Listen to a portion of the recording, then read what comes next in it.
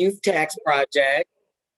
I want to first kind of give a shout out to our partners who have really come together in a very short period of time to get this off the ground, building on some of the lessons learned that Santa Clara County did with their implementation. So first, thank you, J-Bay, always leading the fight and the charge, advocating for our young people and young adults. It's really, really important that we have you as a partner and as an advocate for the needs of young people. We couldn't do it without some of the work you do. I want to thank SF ILSP, First Place for Youth. Again, as always, they run our independent living skills program, and they stand up so much and lean in and are flexible.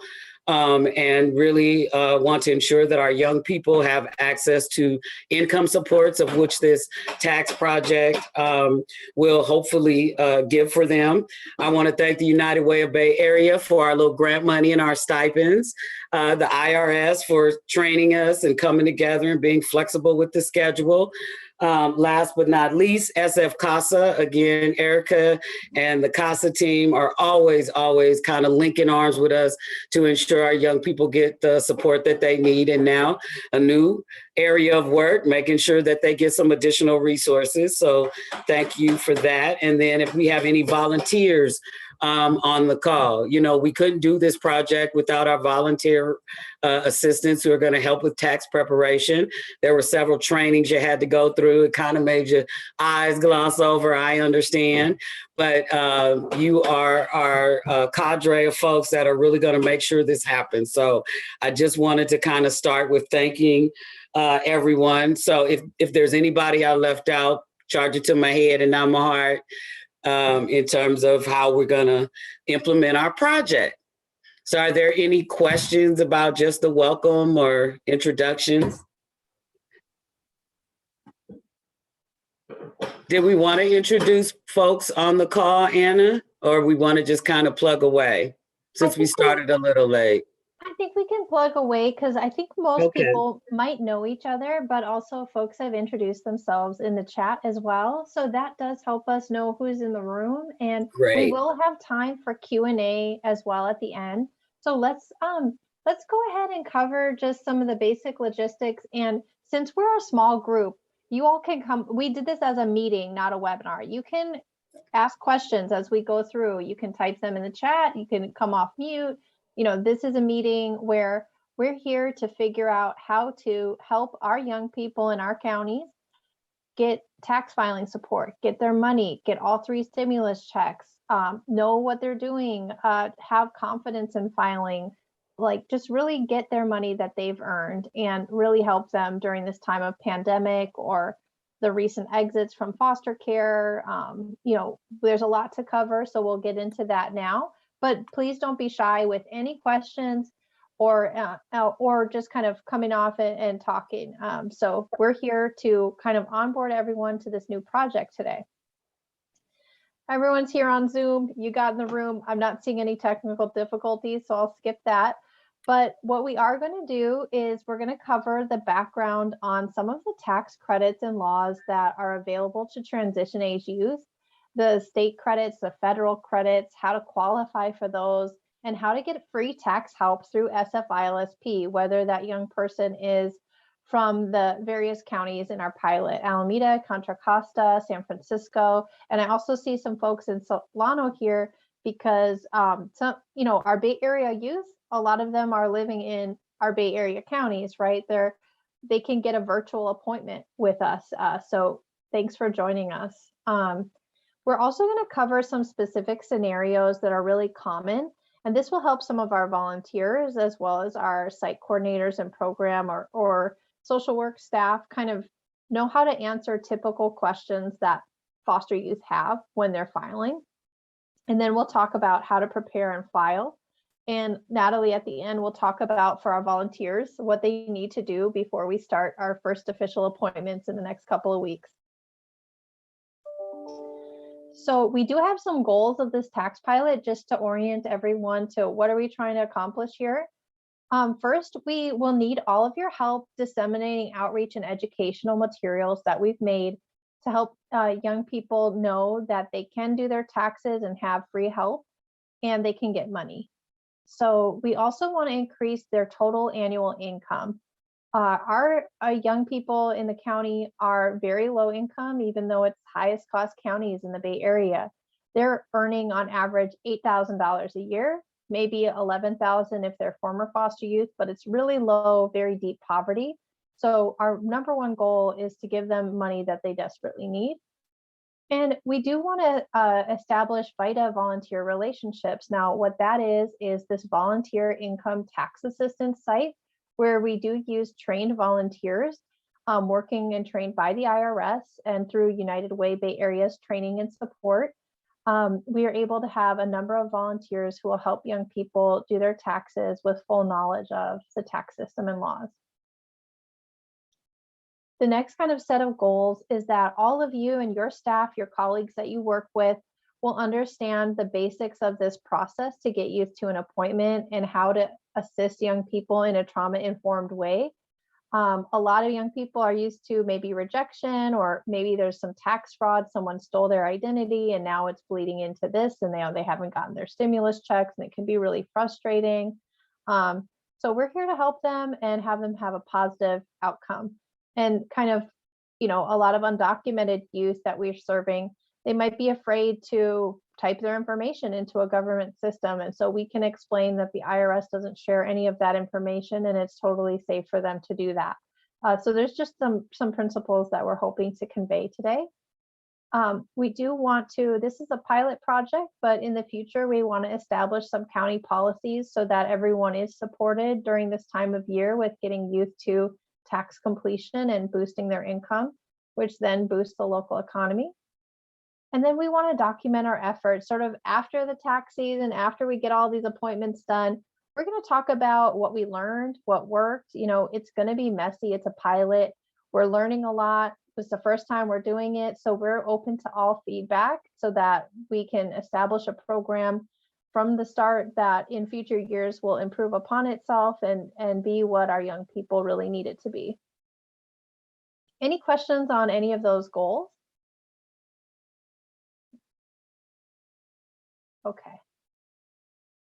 So the next thing, again, just that we're boosting, like I said, financial skills. They will learn about tax filing. They're going to be on Zoom with a preparer, watching someone do this, having their questions answered, and they're going to go through that and kind of learn a lot, like what documents they need, all of this process that they do qualify for money.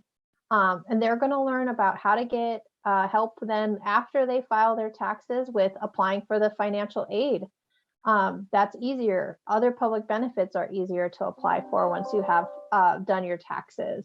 And so that also can save case managers time or liaisons or different people's time, because that youth can upload a tax document and you can do these things much faster. You don't have to go and verify income through a different way. We also have some helpful resources that were designed with young people, current and former foster youth, that takes out all the tax jargon and lets you know what you need to know and them know what they need to know in language we can all understand. I'll put the link into the chat for our resources in a second. We did do this pilot last year in Santa Clara County, just with one county, and it was so successful, we've now expanded to 6 counties total. And you can read all about the learnings that we did last year and that we're using to inform this year's work in our Bay Area counties from our partners in the South Bay. Last year in Santa Clara County, they did set up a volunteer site like SF ILSP is doing through First Place for Youth. They served 45 youth. We started late because we were like, hey, our youth aren't getting their stimulus checks. They need that money. What can we do? They have to file to get that money. Let's set up a site. So we started in March, which, some youth had already filed and done this, but we were able to serve 45 youth in the tax season, just between March, April, and the first part of May, so about 2 months. And those 45 youth got $135,000. 100% of youth who filed got a return of some kind. So most of your young people might be asking, am I going to owe money? The truth is no. Unfortunately, our young people are so low income that they will not be owing taxes. They're going to qualify for a return, but they are very afraid. So I think this is a really important point, that 100% of people who came to the tax site for current and foster youth, they got a return. Now, the average income for foster youth filers who were ages 16 to 20 was actually $2,400. And for former foster youth, it was a little bit more, $3,000. And you see how low their earnings were in Santa Clara County. We expect to see a similar average gross income or earnings from current foster youth and former foster youth. Now that makes sense, right? They're finishing school or attending college for the first time. They're starting their first job. They might have been laid off because of the pandemic. They might be trying to build their work history. So they're earning some money, but they're not earning a lot of money to the point where they would have to owe. And then I just want to show that there are a ton of credits available last year. And if you don't file, you never get this money. So there's some federal tax credits that young people can get. We'll talk about those. There's some state, Cali ITC. There's some education credits for people in college or trade schools or just lifetime learning. They're taking one class here and they paid a fee for it. We can help recover some of those costs. The recovery rebate is those stimulus checks from 2020. And as you know, we've got 2021 coming in. That was $1,400. And then we've got state withholdings. If you just work a job, you might not qualify if you're like 17 for some of these tax credits, but you had money taken out of your paycheck over at the ice cream store, and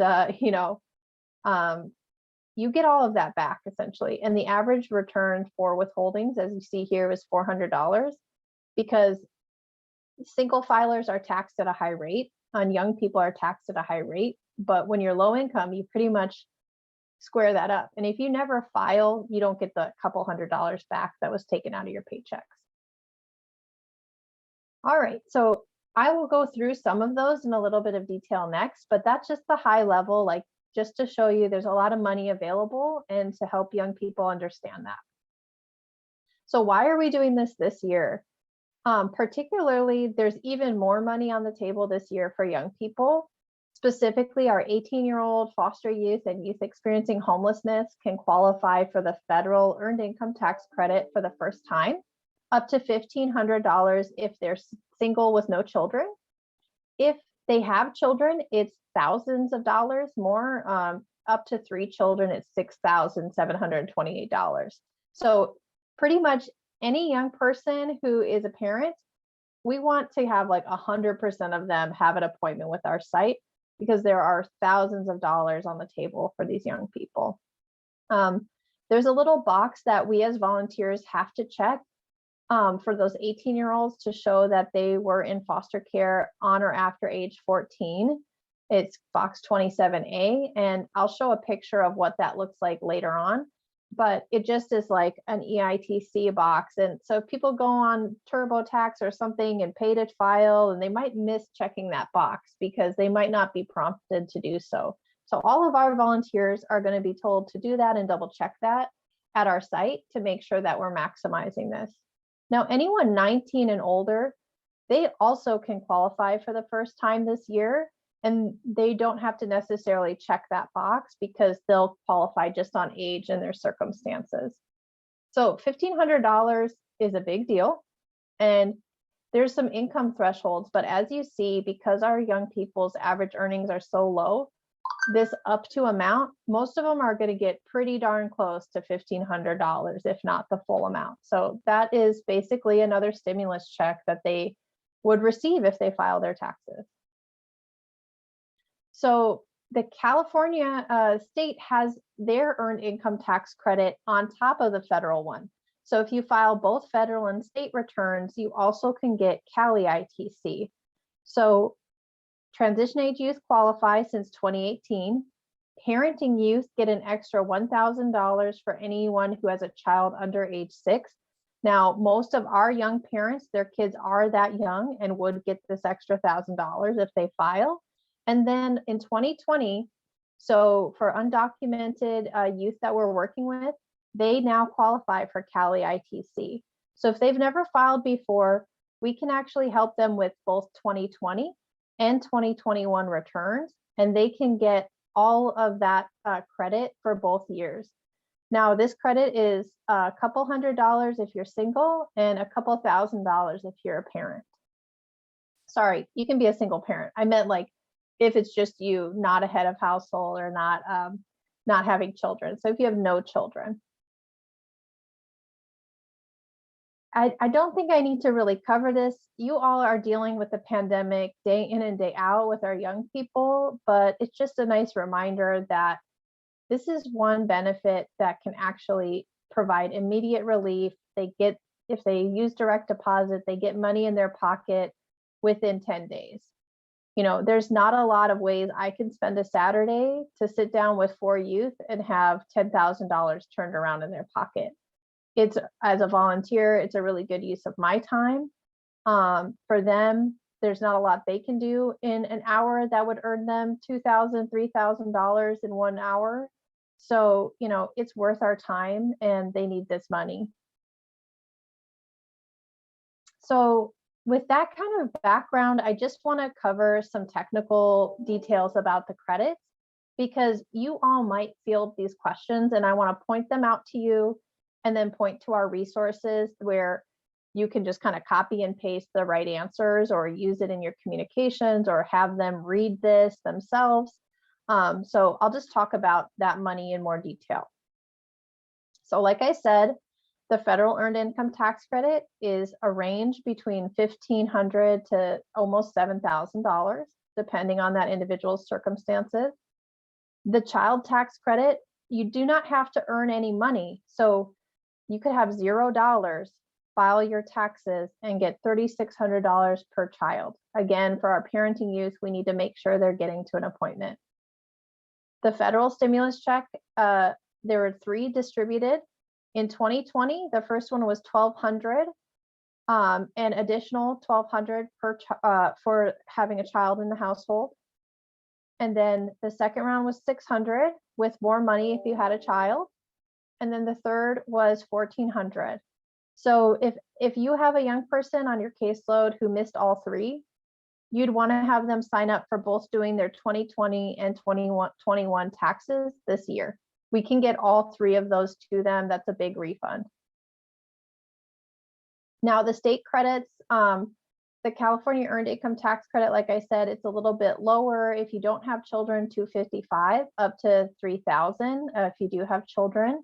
And there's this little calculator link here on the slide where you can see the youth can type in their information and get an estimate of how much they're going to get back, whether that's hundreds or thousands of dollars. So that calculator can sometimes be helpful in motivating a youth to file so that they really feel like, oh, this is for me. I will get this. It will be worth my time. That's what that calculator is for. That calculator will also show if they're eligible for the young child tax credit of $1,000. Now this renter's credit is something that a lot of our youth 18 and older in foster care might ask, like, oh, well, what if I'm in transitional housing? Can I still get the renter's credit? Well, yes, because our transitional housing programs do require some of our youth to pay a certain portion of their rent each month. So if they're paying any portion of their rent for at least 6 months out of the year in California, they can get another $60 as a credit. So a lot of them just think, oh, I shouldn't check that box, but they really should check that box because they have been paying towards their own expenses. And the foster care payments don't count as taxable income. They're using it to pay rent. That's what we want them to do. So they check that box. I'm still not seeing any questions in the chat. So I hope everyone's finding these slides useful and helpful. And I can move faster or slower. If you're like, Anna, we already know this, I hope you'll tell me, because I don't want to tell you things you already know. This is just a slide to help you understand who qualifies. And I'll point out again that if you have a social security number or an individual taxpayer identification number for undocumented people, they all can get this California credit. And there's some nice outreach flyers to disseminate. So we could post those on our social media or in emails or text messages to youth that can help them understand this really is for you. A lot of young people will ask you, do I have to file? And we hope you'll say, please file, please file, please file. There's a lot of good reasons to do that. But if you want to technically know the law, if they're single, if they have income above 12,550, they have to file.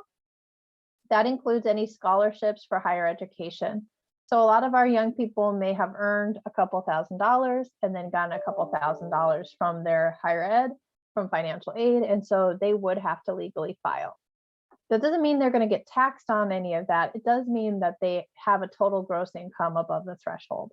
So again, like I said, last year in the pilot, we had a lot of young people who are attending college come and file. And as you saw, 100% of them got a refund. A lot of our young people think, I'm going to have to pay my scholarships back. No, that's not how it works. We have to kind of kind of tone down some of the fear and give them correct information. But here, we say, while you don't legally have to file if you're making less than this, or if you don't have scholarships above that amount, you should still file because of all of those tax credits I just mentioned. If you're a parent, you don't have to have earned anything to get those. If you're missing a stimulus check, you don't have to earn anything to get that. You do have to have $1 for the earned income credits. So really good reasons to file, especially withholdings, like we mentioned already.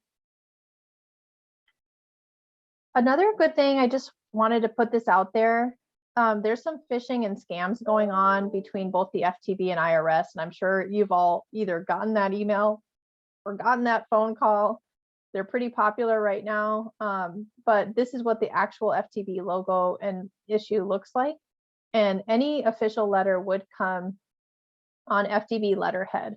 So if you're working with a young person, they're like, I got a letter from the IRS. It's like, does it have this logo on the top? Did it come from, let's call this number to verify? We can do that so they don't fall any prey to phishing. Okay, how's everybody doing?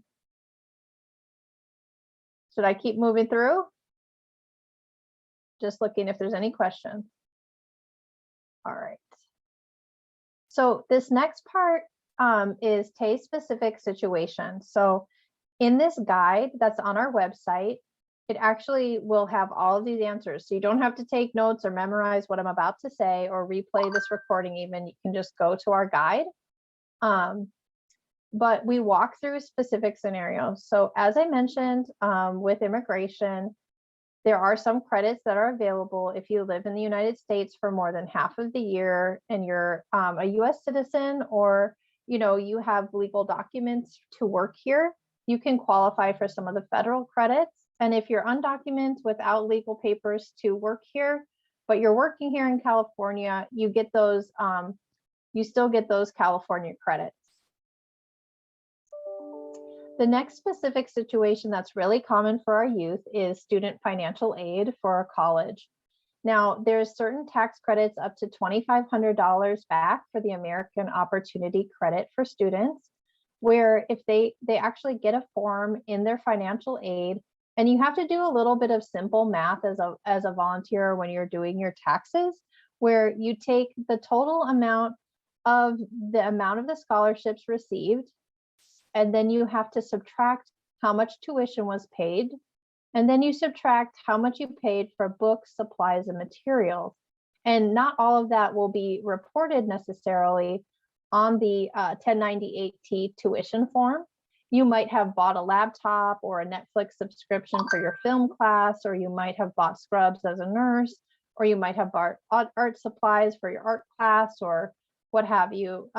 So you would have to talk to that young person about collecting their receipts, adding it up, and subtracting it. And then that's how we know how much to put in on the tax return. So there's a little bit of simple math and encouragement that it's worth finding those receipts and saving those receipts. And as we just kicked off the new semester, now is a good time to remind your college age students, college attending students that, hey, you just spent money on books, put that receipt in a file. You'll need it for next year's taxes. All right, this is what that 1098-T tuition form looks like. As you'll see, shows scholarships, the amount they received for tuition and amount paid. And that's how we help do that math alongside any receipts they have for expenses. Now, older former foster youth might have graduated, or maybe they stopped attending, and after 6 months you have to, oh, somebody got booted. Let's see. Let me admit them. Thanks, David, for letting me know there are people. I didn't see the waiting room because I'm sharing my screen. So if anybody sees anybody else in the waiting room, let me know. You can interrupt me. Sorry about that. So the next thing was that some people might be paying student loan interest, and there's up to $2,500 of student loan interest that's considered as a refund or a deduction when they file. So you can deduct up to $2,500 of what was paid, and they have to find the 1098-E form from their lender. It's usually, nowadays, it usually is an electronic form, but it might also come in the mail. And this is kind of what it looks like when you enter that deduction on the tax return. Now, once people complete their financial aid form, once they complete their taxes, as I mentioned earlier, it does allow for easier completion of financial aid. There is there's also this question that young people ask sometimes, like, if I get a tax return, does it impact my benefits in any other way? And the answer is no. Tax refunds don't impact like income-based programs or eligibility. So it also makes filing for the FAFSA a lot easier, because you can file completely online by uploading your proof of income, which is your tax document. If you don't file, you actually have to do this non-filer status process, which you have to do it by paper, and it takes longer, and it's a little bit more complicated. So for any of you that are helping with education or education money, direct the young people now to a tax appointment in the beginning of February, and then help them file for their FAFSA after that appointment. Unfortunately, a common situation, and potentially for young people who are recently exited from the system, if they weren't able to find housing or might be on a wait list, they might be homeless right now, and they might be waiting for an apartment to open up or for a shelter to open up. But they can still file their taxes, and hopefully that refund would help them get into housing or make a down payment or get support. They can actually use a clinic, shelter, or drop-in center as an address, including the SF ILSP office. We can connect with them through the VITA site to use that address for them to get their paper return. A different way for them to get their money is to just use a bank account, is the easiest way if they have one. That will lead to direct deposit. And they'll get that money within, 10 days, hopefully 7 to 10 days. The other way to do it is to get them a prepaid debit card, that they enter that debit card information into a part of the tax return, and the money would be deposited onto that debit card. And so they can get the money that way. If they don't have a bank account, we don't want to wait weeks and weeks and weeks for a paper check to come to an address that we don't know how to get a hold of them. So I'd say bank account is the #1 way to do it, and the #2 would be a debit card. Great. So young people, some might be in juvenile hall or temporary detention. They could file with access to the internet if someone brings their forms. They could also ask for an extension. They really have until October 17th to file. Any money earned on while incarcerated or on a work release don't count towards the federal earned income tax credit, but you can actually claim the California earned income tax credit regardless of past convictions. So, it's still worth helping young people to get their money and to have that and to help their success when they are released. Just to really clarify, because of who we all are and that we work with foster youth, foster care payments are not taxable income. A lot of the reasons why young people are afraid to file is that they think all of these benefits that they're getting, they have to pay back, and they don't have money in their bank account, and they're scared. So we all just basically have to say, hey, You know, Anna, that SILP payment, that transitional housing payment, that's, you don't enter that on your taxes. You don't have to pay any of that back. Infant supplements or expected parent payments, that's new. Those do not go on here. Those are not taxable.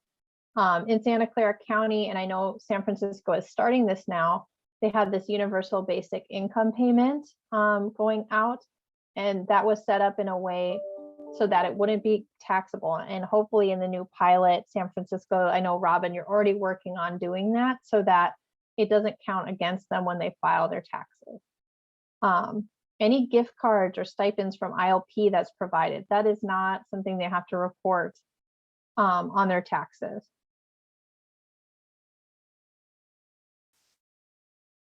So for our parenting young people, they may be sharing joint custody, and it's really important to encourage young people who are sharing custody of a child to have a conversation before they file and decide who will claim those tax credits for the child. The custodial parent should be the one, the main custodial parent should be the one to do that. But when you have joint custody, it kind of gets decided on other factors, where if it's a true split of time and care and resources to raise that child, then the parent who is earning the most or has the most gross income is the person who is supposed to claim the credit. Now, this is also unfortunately more common for foster youth, that they would have experienced tax fraud or someone filing and using their social security number or ITIN number and trying to get, you know, as you see, there's a lot of money here and somebody can take that. So there's the only way you can legally claim like an 18-year-old, 19-year-old is if that caregiver they're living or providing support for more than half of the financial support total for that young adult. So, you know, that's not just like, here's some help with laundry, here's some help with that. You have to provide more than half of the financial support. And you have to live with the taxpayer and make less than $4,050 of that 18-year-old and have to be accepting support from somebody else. So I know I kind of like stumbled over that because I've been talking for a while, but really this is rare. We're working with young people who are living on their own or in transitional housing. Maybe they're with a caregiver, maybe they're living there, but now that they're 18, it's really a close call here of like who's providing more than half support. And if that caregiver doesn't really need that money, it's better if the young person files and is not claimed as a dependent so they can start their transition to independence. So that's something to look at there. But if someone really did file wrong, like this has happened a couple of times where, oops, I see Claudia's in the waiting room. This has happened a couple of times where tax filing, a former caregiver from years ago who had a placement change, you're not living with them anymore, but they still had access to that person's social security number, and now they got your money, and here you're being rejected when you file. You actually have to then file a paper return and get supported with some legal support that Robin will talk about later. Okay, so now actually I'm going to hand it over to Robin to talk through ways to help transition age youth in the counties that we're supporting to claim these tax dollars and refunds that I've just talked about. Hi, y'all. So Anna, I may need your help just because they're right behind my door banging on my floor. Okay. No problem. I can hear you okay, but no problem. Okay. All right. So just so that you know, part of our effort is in partnership with the California Department of Social Services to really ensure that we outreach to our parenting young people so that they can access the Earned Income Tax Credit. The ACL is here for your review, all county letter. For those of you that know, part of our directives that come from the California Department of Social Services or Health and Human Services come in the form of all county letters, all county information notices, and all county fiscal letters. All right, so There are a number of different reference materials that can be accessed, that can be shared with young people and each other and our collaborative partners. And so, Anna, we're going to give everybody a copy of the PowerPoint, right? That's right. Great. So you'll be able to click on to access any information. Again, working with CASA volunteers and ILSP, you'll have some support in young people in understanding what this information is and kind of walking it through. More reference materials for all of you to be able to access. As you can see, it's a toolkit. We got social media because that's how young people roll, Twitter, Instagram, the Facebooky, and there's information from the state of California regarding the income tax.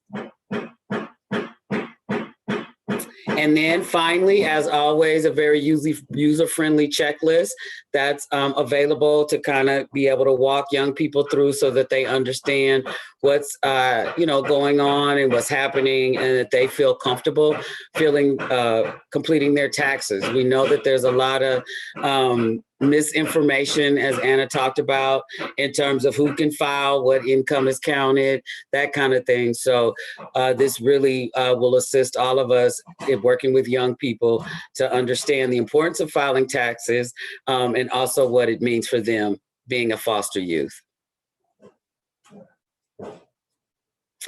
And as you can see, we are all of us tax-paying citizens. We are in the midst of getting our W-2s and preparing our own taxes. And so the timeline for this implementation project will be, again, January 24th. So we started our official kind of kickoff last week, and then we'll run the pilot through April 18th, see how it goes.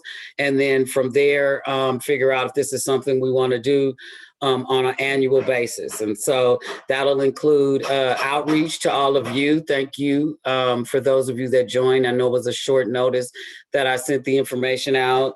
We'll continue to do outreach. We're working with the Human Service Agency. They also are implementing a volunteer income tax project across the board for all families involved and single adults in HSA. We'll have the link for you, and check us out on our social media, and we'll be doing blasts and events, and we'll have flexible hours. Right now, we're picking a couple of days to see how it works. But again, on a case-by-case basis, we will accommodate young people's schedule if need be with a specific appointment that works for them. And then we also have, additional information about the site, our flyer, the QR code, which I love because, again, that's how young folks do it. So that's available to you as well. I want to make sure we leave a little time for question and answer. And again, the slides will come out, so you'll have that as a reference.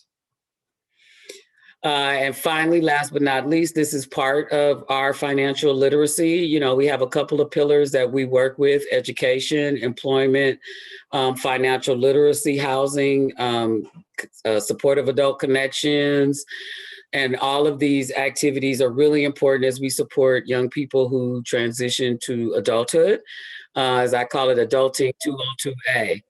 And so just more information. We hope to, bring awareness to this through our goals meetings, what we call CFTs, through the TILP in terms of, our case planning, and also ILP when young people get intakes and go to the center or reach out. We'll share information that way as well.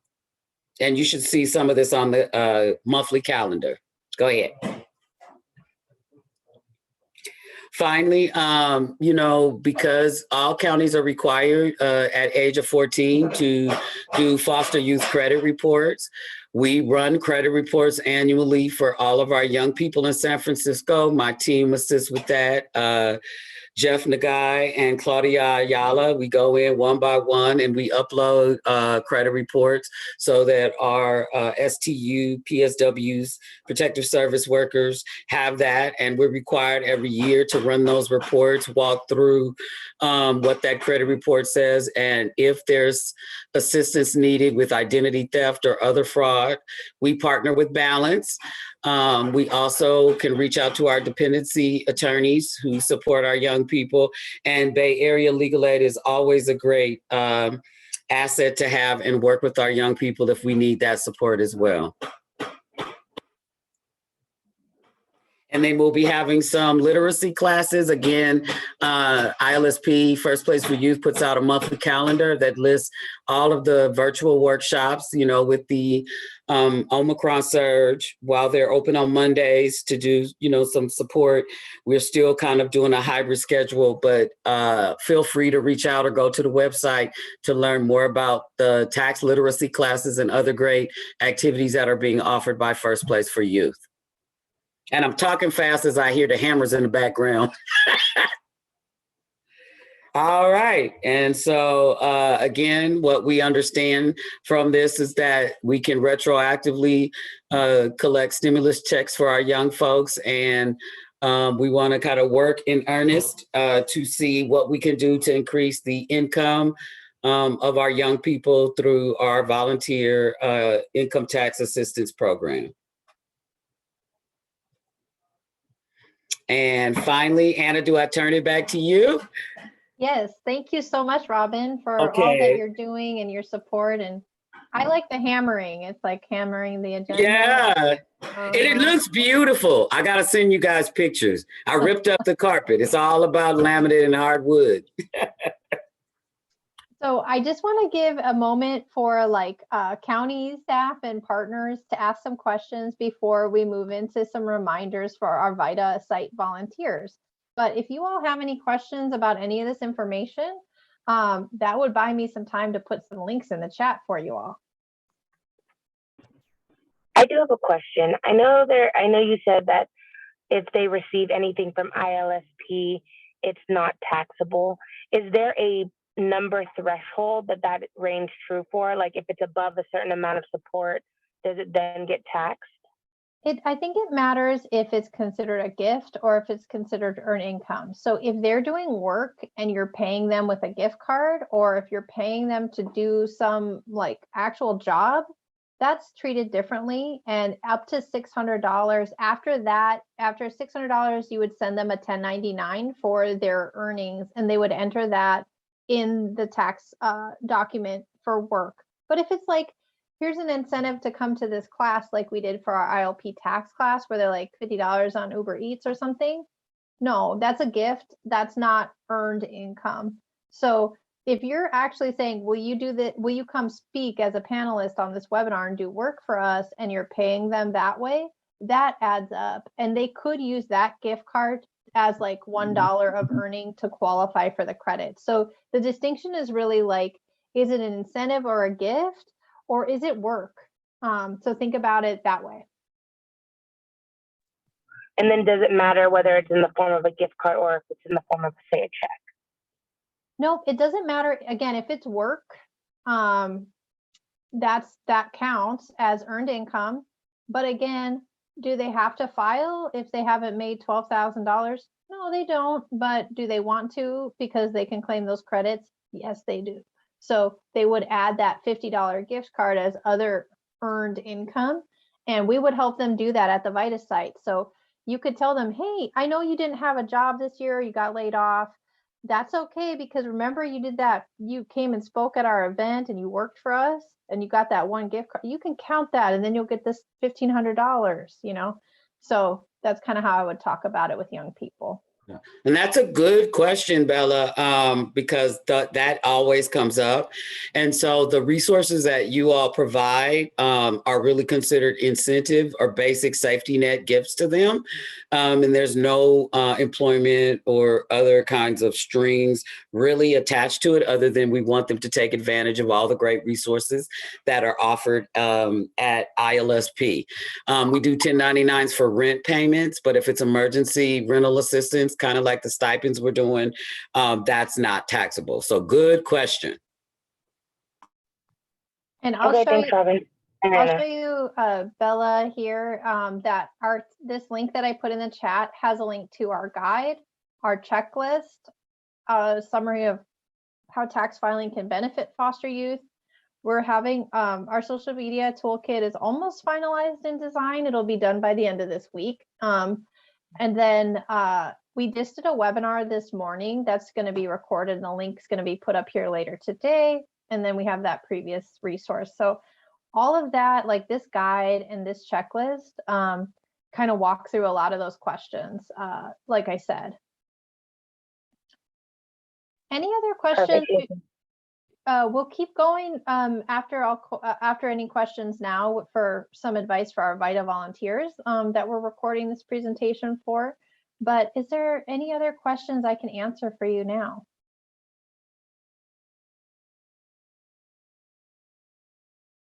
Okay, I'm not seeing anything, but that means that y'all are ready for this, and we're going to get a lot of young people directed to appointments. So David or Natalie, can you put the appointment link into the chat? Because one thing that we'll ask you now that you've got all the information you need and you've got these resources that will help youth file, and that SF ILSP is taking appointments, and right now we want them to sign up and start uploading and looking for their tax documents so that we can then pair them with a volunteer in mid-February. From the San Francisco ILP class, there were already 17 young people who signed, I think 19 now, who signed up for an appointment. And that's great. We're going to start helping them get their documents into a file and start matching them with a volunteer who's ready to help them.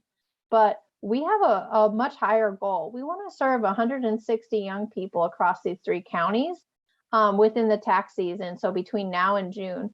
And we definitely need your help to spread the word and get youth to an appointment and have them know that this is trusted, that everybody who's volunteering is IRS certified and passed these tests, and it's going to be a good experience. And it's with First Place for Youth, with someone that they know, and it was with the county ILSP, with someone that they trust. So please help us get that word out, spread that flyer, start signing up for a link. And we will hopefully be able to continue to ask your questions. My information's on that slide. I know you all know Robin, and you probably all know Natalie. I think I'm probably the most distant person on this webinar, but now you know me, and feel free to bother me any time of the day or night when you're answering any of these questions, because that's what I'm here for. So we'll continue then, and if anyone from the county or provider side does need to jump off, please enjoy the rest of your day. And we'll keep going for our VITA volunteers with the next part of our agenda. So Natalie, let me share my screen and we'll move on to your segment. Thank you everyone who's going to hop off, and we'll continue with the presentation.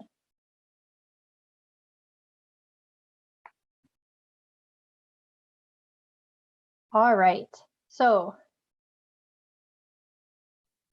next I'm going to hand it over to Natalie, who is our main site coordinator with SF ILSP and is helping to set up the entire new project and system and get us all ready for tax season. So thank you, Natalie.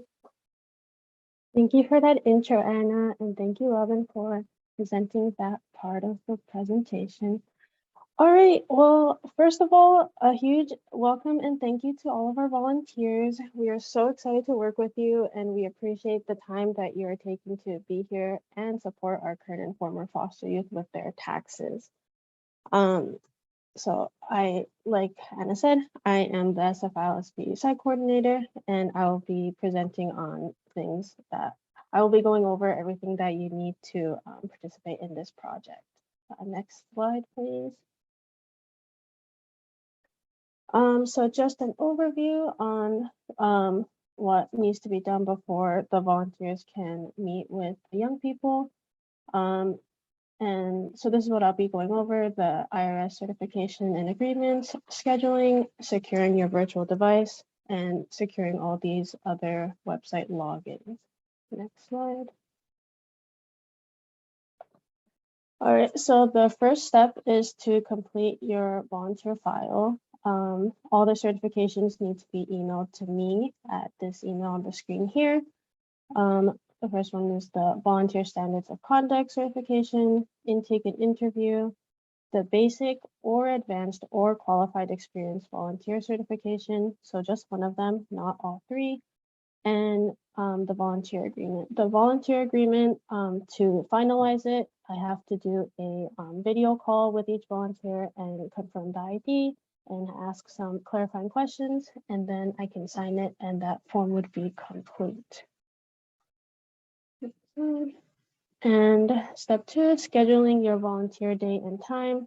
Everyone has been emailed with a preference question for the shifts. Each hour you are volunteering, you will be supporting one youth assigned to you by the hub. And at the time that you volunteer, you will be logging in to get your refund, which would include the client information, messaging functions, any documents and notes related to the return. TaxSlayer is where you will enter the tax information for it to be e-filed, and Zoom is where you will check the youth's identity and kind of go over the tax return as it is completed. Step 3 is securing your virtual device, and so always use a password protected computer and always use password protected internet service. Sometimes Google has that autosave function for passwords, so don't use those for this project, and don't download or print youth information or documents. And if you must do that, immediately remove it from your computer and empty the trash, and also shred any printed documents. And if there are any extra questions or just setup questions regarding technical things, feel free to contact me or Anna. Step 4, setting up your Get Your Refund account. And so Get Your Refund, for I'm sure many of you know what it is already, but for those of you who don't, the hub is essentially the website that we will use to gather and connect you to the young people's documents and information. And so there's some links listed on the screen, and David will drop them in the chat. These are just to get you familiarized with Get Your Refund and kind of go over the client process and what the actual process of using it will be like. And so, yeah, when you get started, you'll be receiving an email inviting you to join the SF ILSP VITA site for Get Your Refund. The email will look something like this on the screen. And if you haven't already received it, and you've completed all of your tax training and certifications, please send us an email and we will get you signed up right away. And step 5, setting up your TaxSlayer account for the hub. So SF ILSP will add you to our website's IRS software account, which is TaxSlayer.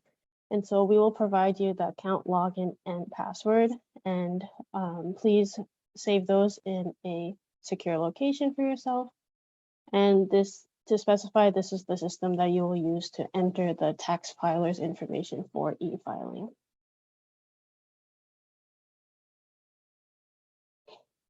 And step 6, please accept the volunteer appointment calendar holds. SF ILSP or SF CASA will provide you with a Zoom link and password to use for your appointments. Please make sure your computer is up to date with the latest version of Zoom. And if you need any technical assistance, it is not a problem at all. We can help you, and just contact me and we'll be in touch.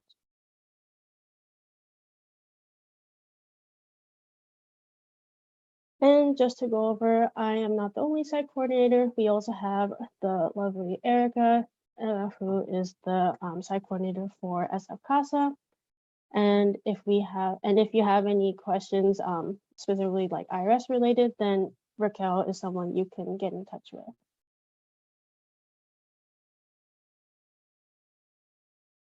Great. Well, thank you so much, Natalie and David, for putting all of that information out there. Are there any questions from anyone still on the call that we can answer for you?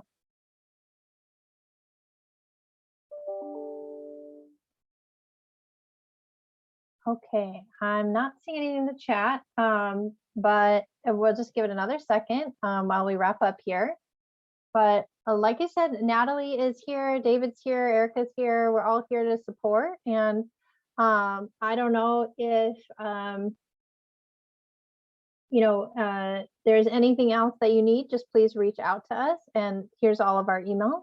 So we'll be starting in a couple of weeks with appointments, but in the meantime, we'll be taking our time this week and next week to set up all the systems and get you logged into everything that you need. So again, thank you to our VITA volunteers for making this all possible. I know at the end of this tax season, our foster youth are going to have thousands of dollars in their pocket, and it will be to all of your credit. So hang in there with all the testing and training, and ask for help if you want a study session or a review of any of those answers before you hit submit, or if you're getting stuck with any of the tech stuff. We're here for you, and we couldn't do without you. So please go ahead and reach out to us and enjoy the rest of your day. And thank you to both SF CASA and SF ILSP for making this possible for Alameda, Contra Costa, and San Francisco County foster youth. Thank you, everyone.